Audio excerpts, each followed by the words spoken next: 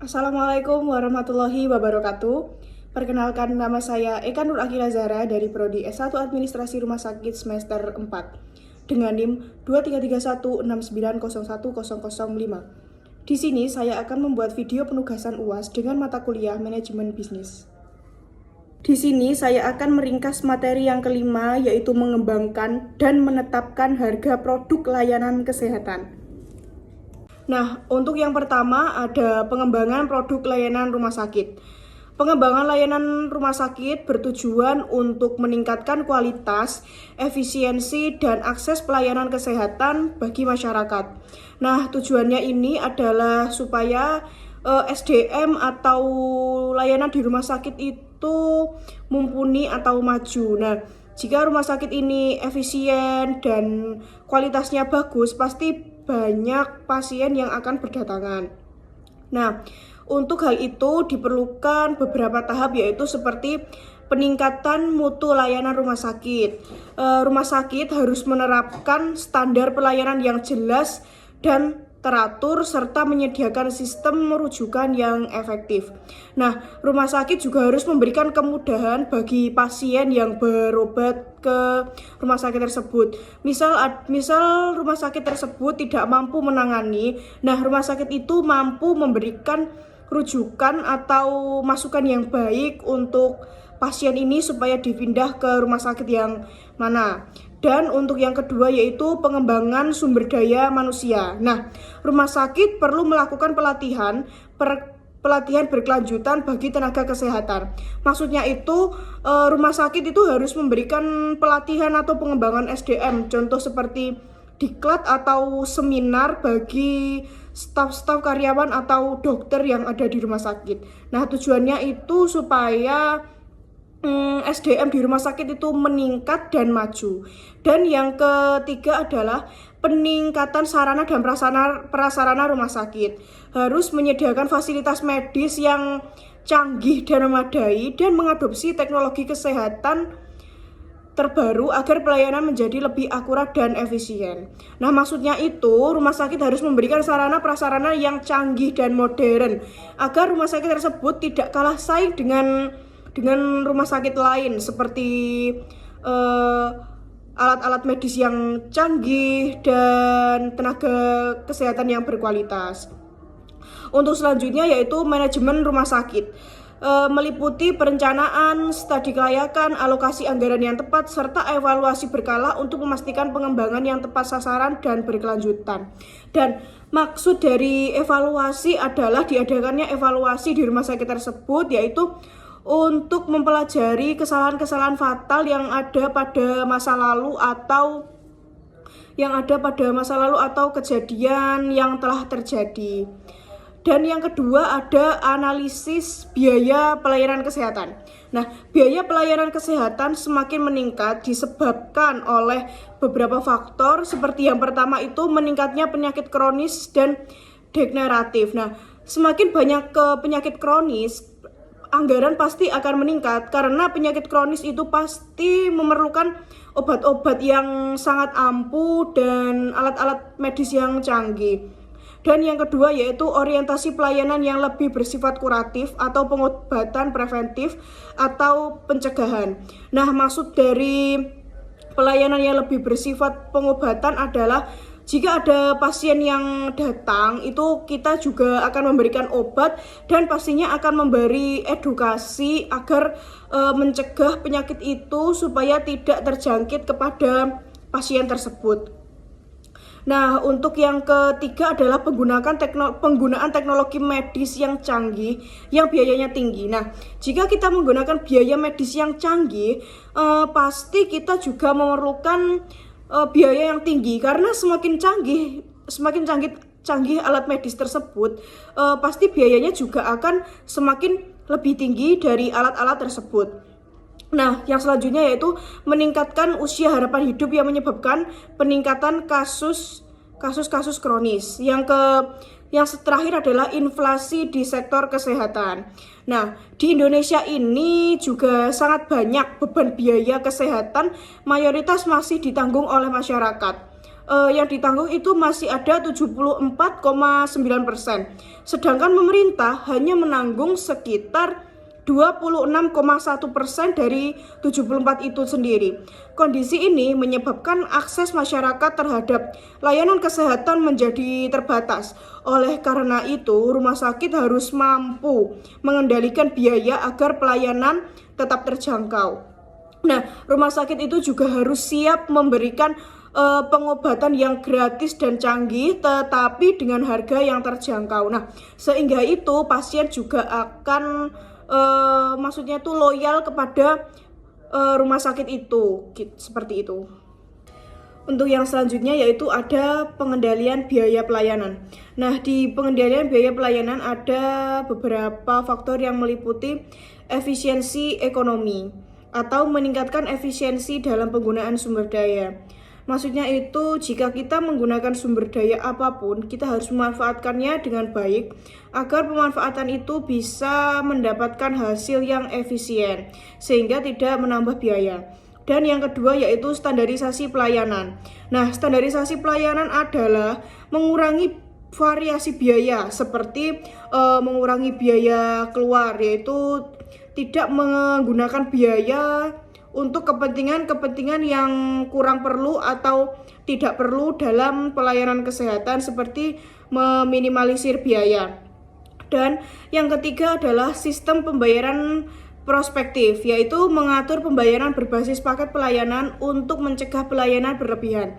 Seperti pengobatan paket itu seperti jika ada orang yang mempunyai penyakit jantung. Nah, kita akan membuat paket-paket pengobatan untuk penyakit jantung seperti paket A, B, C dengan tarif tertentu. Atau misal seseorang dengan penyakit gangguan gagal ginjal, itu kita juga bisa membuat paket pengobatan yang bervariasi seperti paket A, B, C dengan harga-harga seperti yang ditentukan atau disepakati oleh rumah sakit tersebut. Nah, yang selanjutnya yaitu promosi dan penyuluhan kesehatan, seperti mengarahkan fokus pelayanan pada upaya promotif dan preventif, bukan hanya kuratif.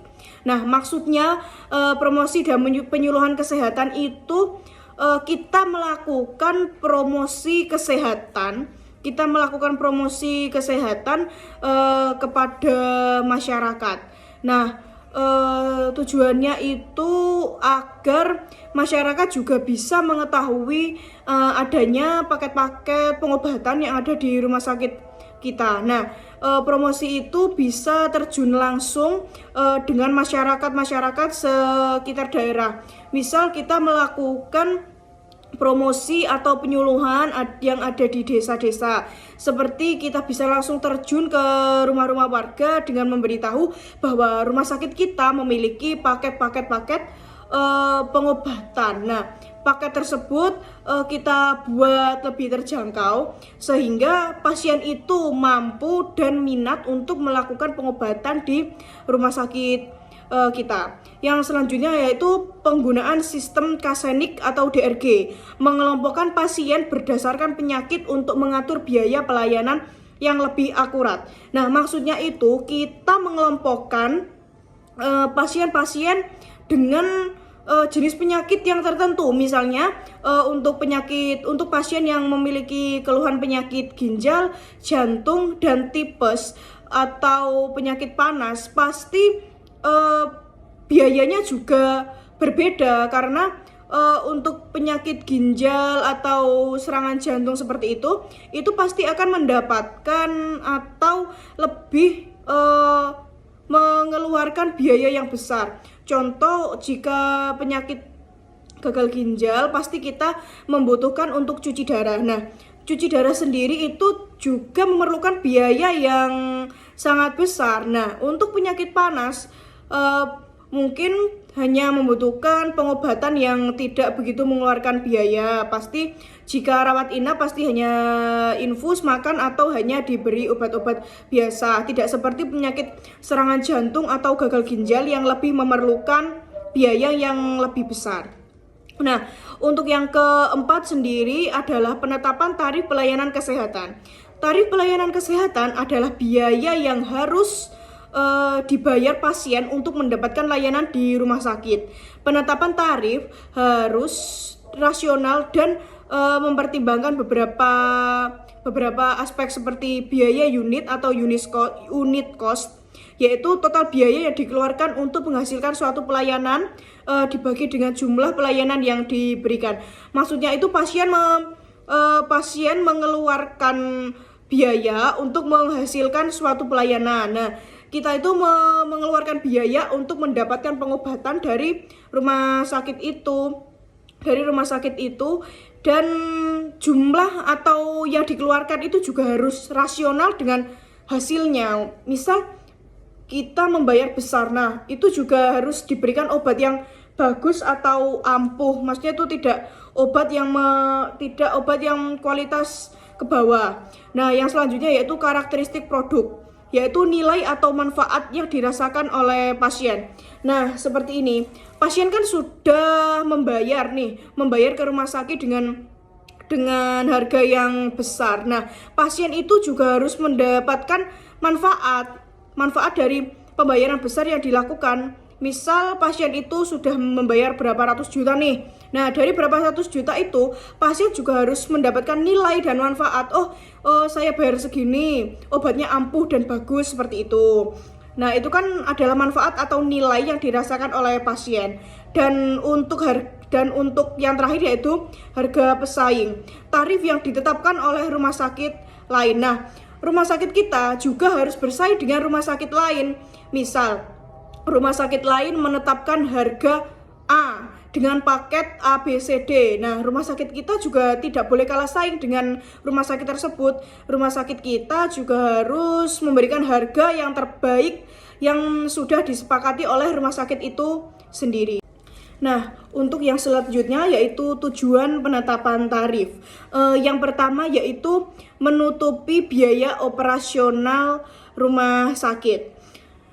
Nah, tujuan penetapan tarif adalah untuk menutupi biaya operasional rumah sakit. Nah, rumah sakit juga harus memberikan bukti-bukti yang transparan dari hasil-hasil yang telah dibayarkan oleh pasien dengan menutupi biaya operasional rumah sakit. Yang kedua yaitu melaksanakan subsidi silang antar pasien. Dan yang ketiga, meningkatkan akses pelayanan kesehatan. Maksudnya itu meningkatkan akses pelayanan kesehatan adalah kita memberikan akses yang tidak terbatas kepada pasien untuk melakukan pengobatan. Misal kita mengusahakan yang terbaik untuk pasien dengan berbagai macam keluhan yang dihadapi oleh pasien itu sendiri. Dan yang terakhir, yang keempat adalah meningkatkan kualitas layanan. Nah, meningkatkan kualitas layanan adalah dengan cara meningkatkan SDM yang kita miliki di rumah sakit tersebut, seperti dengan memberikan pengembangan SDM kepada karyawan-karyawan yang ada di rumah sakit. Nah, dengan meningkatkan SDM atau meningkatkan kualitas pelayanan rumah sakit, pasien juga akan loyal dengan segala fasilitas atau pelayanan yang kita berikan. Dan pasien juga akan memiliki nilai dan manfaat. Dan yang terakhir adalah memperkuat citra rumah sakit dan memenangkan persaingan.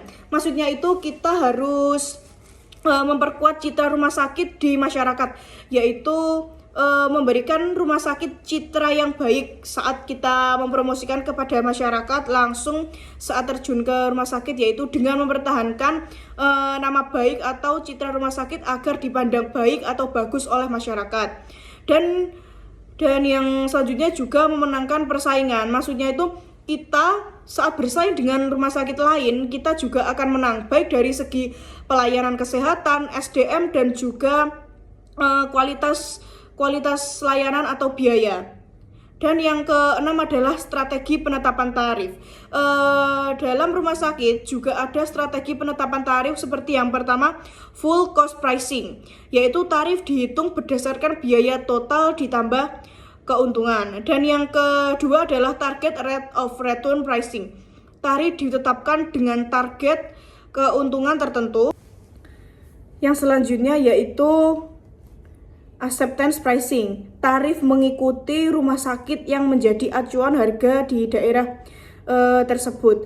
Misal kota A memiliki UMR 2 juta lebih atau 3 juta. Nah, harga rumah sakit tersebut mengacu pada rumah sakit besar yang ada di daerah tersebut. Misal seperti kita memberikan persamaan harga yang menjadi rumah sakit terbesar yang ada di daerah situ. Misal rumah sakit pemerintah mematok harga A. Nah, rumah sakit yang ada di sekitar situ juga harus mematok harga yang tidak jauh dari rumah sakit pemerintah itu. Dan yang selanjutnya yaitu keterbatasan tenaga medis meningkatkan daya tawar dokter Nah, keterbatasan tenaga medis ini adalah keterbatasan dari SDM atau sumber daya masyarakatnya. Seperti kita kekurangan perawat, bidan, atau tenaga medis lain yang ada di rumah sakit. Nah, itu adalah meningkatkan daya tawar dokter. Karena semakin kurang tenaga medis, semakin bertambah tawaran-tawaran yang dimiliki oleh dokter. Seperti kenapa banyak dokter tersebut banyak tawaran? Karena keterbatasan dari tenaga medis tersebut. Jadi dokter tersebut juga banyak atau dicari oleh pasien-pasien. Nah, yang selanjutnya yaitu kesulitan menentukan tarif produk baru. Nah, misal kita memiliki pelayanan baru dan atau produk baru. Kita itu masih bingung berapa harga produk baru yang harus kita tetapkan ngono. Apakah tarif tersebut itu akan diterima dengan baik oleh masyarakat atau tidak? Apakah tarif tersebut sudah pas dengan pasaran yang ada di masyarakat, seperti itu. Nah, yang terakhir yaitu perbedaan harga untuk produk internal dan eksternal rumah sakit. Nah, perbedaan harga untuk produk internal dan eksternal rumah sakit yaitu kita memiliki perbedaan harga jual dari produk internal. Misal, jika produk dari rumah sakit itu sendiri pasti harganya itu akan lebih murah daripada produk yang dari eksternal rumah sakit. Karena biasanya produk yang dari produk eksternal rumah sakit atau dari luar itu kita menggandeng perusahaan atau rumah sakit lain untuk kolaborasi. Seperti rumah sakit A berkolaborasi dengan rumah sakit B tentang alat-alat medis. Nah, pasti itu nantinya keuntungan juga akan dibagi dua. Beda lagi dengan produk yang ada dari rumah sakit itu sendiri atau dari dalam, pasti keuntungannya juga akan masuk ke dalam rumah sakit itu sendiri. Nah, yang ke-7 yaitu jenis-jenis biaya di rumah sakit. Untuk biaya di rumah sakit diklasifikasikan menjadi beberapa bagian. Yang pertama yaitu biaya tetap atau fixed cost. Tidak tergantung pada jumlah pelayanan, contohnya investasi gedung dan alat kesehatan. Nah, untuk biaya tetap rumah sakit yaitu tidak digantung pada pelayanan. Karena gedung dan alat kesehatan itu nantinya akan menjadi barang-barang investasi yang akan dimiliki oleh rumah sakit itu sendiri.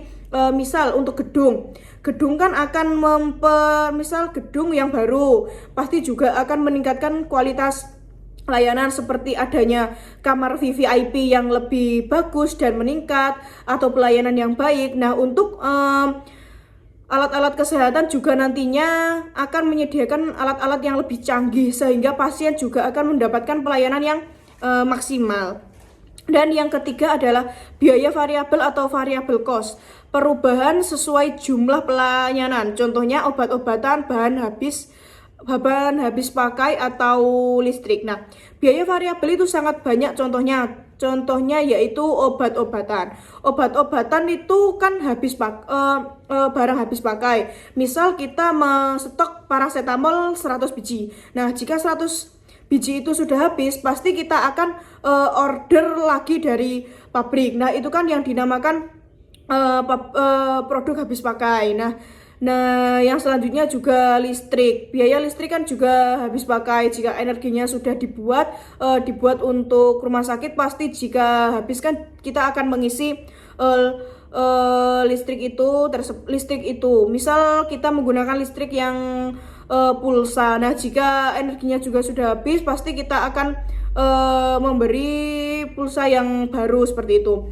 Nah, yang selanjutnya yaitu biaya semi variabel gabungan atau biaya gabungan, biaya yang tetap dan variabel, contohnya gaji, biaya pemeliharaan. Kalau gaji karyawan itu pasti biaya yang tetap ya, karena untuk menggaji karyawan-karyawan yang ada di rumah sakit tersebut. Dan ada juga biaya pemeliharaan seperti pemeliharaan rumah sakit, gedung. Nah, biaya pemeliharaan itu biasanya untuk pegawai cleaning service atau petugas kebersihan ya. Itu biasanya kan lebih ke pemeliharaan atau kebersihan dari rumah sakit itu sendiri. Nah, untuk yang ke-8 adalah analisis unit cost atau biaya satuan. Nah, unit cost adalah biaya yang dihitung untuk setiap unit pelayanan. Dihitung dengan unit cost sama dengan total biaya ditambah dengan jumlah pelayanan. Dan selanjutnya ada analisis biaya satuan, membantu rumah sakit dalam menentukan tarif rasional. Nah, menentukan tarif rasional ini juga memerlukan beberapa pertimbangan seperti biaya pelayanan A juga harus dirasionalkan berapa fixnya dari biaya pelayanan tersebut. Dan yang kedua adalah menghitung efisiensi pelayanan. Nah, dari pelayanan yang diberikan kepada pasien itu juga dihitung apakah pelayanan ini sudah efisiensi atau belum yang diberikan oleh tenaga medis kepada pasien. Yang selanjutnya yaitu menyusun anggaran. Nah, rumah sakit juga perlu menyusun anggaran yang digunakan agar rumah sakit tidak mengeluarkan biaya-biaya yang bervariasi atau rumah sakit tidak mengeluarkan biaya yang kurang perlu. Maka dari itu rumah sakit lebih perlu menyusun anggaran. Kenapa harus menyusun anggaran? Karena dari susunan anggaran tersebut biaya-biaya lebih bisa terstruktur, lebih variabel dan sistematis seperti itu. Dan yang selanjutnya yaitu melakukan negosiasi dengan asuransi atau pihak ketiga. Nah, seperti yang dijelaskan sebelumnya, jika kita berkolaborasi dengan rumah sakit lain, pasti kita melakukan negosiasi nih. Berapa jumlah yang harus kita bagi dengan pihak ketiga seperti itu. Misal kita menggandeng dua rumah sakit nih. Nah, kita itu berapa membagi keuntungan dari pihak ketiga itu, seperti dari asuransi kita mendapatkan berapa persen dan untuk pasien juga berapa persen. Nah, yang selanjutnya nomor 9 yaitu metode perhitungan atau unit cost. Yang pertama dengan biaya tetap, semi variabel dan variabel. Yang kedua tanpa biaya tetap yaitu mengurangi beban investasi, dan yang ketiga hanya biaya variabel. Yang keempat yaitu menggunakan relative value atau unit RVU untuk membobotkan biaya setiap jenis pelayanan yang berbeda. Nah, maksudnya itu setiap pelayanan pasti memiliki bobot yang berbeda-beda seperti itu. Misal pelayanan A dengan bobot sekian dan pelayanan B dengan bobot sekian, pasti itu akan masuk ke dalam golongan-golongan yang tersendiri. Dan untuk yang ke-10 adalah simulasi distribusi biaya. Distribusi biaya itu biasanya dilakukan antara unit penunjang dan unit produksi berdasarkan pembobotan tertentu seperti luas bangunan, jumlah pegawai, pemakaian obat, dan pemakaian listrik. Dan yang ke-11 adalah cost recovery rate atau CRR. Untuk CRR sendiri itu adalah persentase kemampuan dari rumah sakit untuk menutupi biaya operasional dengan pendapatan dari pasien. Semakin tinggi CRR, semakin mandiri rumah sakit serta keuangan akan semakin kecil subsidi yang dibutuhkan. Nah, Maksudnya adalah jika semakin besar atau semakin banyak pasien yang berobat ke rumah sakit tersebut, maka maka presentase CRR juga akan membesar, yaitu seperti dan CRR juga bisa menutupi biaya operasional dengan pendapatan dari pasien. Nah, maka dari semakin tinggi CRR itu tersebut, rumah sakit juga bisa mandiri, dan keuangan atau subsidi yang dibutuhkan dari pihak ketiga juga semakin kecil. Dan yang ke-12 atau terakhir yaitu metode analisis biaya. Nah, beberapa metode yang digunakan untuk analisis biaya di rumah sakit yaitu yang pertama seperti simple distribution. Nah, simple distribution ini adalah distribusi yang praktis atau relevan yang digunakan oleh rumah sakit. Dan yang kedua adalah double distribution. Nah, double distribution adalah distribusi dari pihak kedua. Misal seperti kita menggandeng atau collab dengan rumah sakit yang lain, pasti nanti biayanya juga akan terbagi dengan rumah sakit tersebut. Dan yang ketiga adalah activity based costing atau ABC. Dan yang keempat yaitu modified ABC, ya, dan yang terakhir reciprocal metode. Nah, metode-metode ini sebenarnya bertujuan untuk mendapatkan alokasi biaya yang paling akurat dan relevan dalam perhitungan unit cost dan penetapan tarif. Sekian dari saya, apabila kurang lebihnya saya mohon maaf, dan apabila ada salah kata saya juga mohon maaf. Saya akhiri. Wassalamualaikum warahmatullahi wabarakatuh.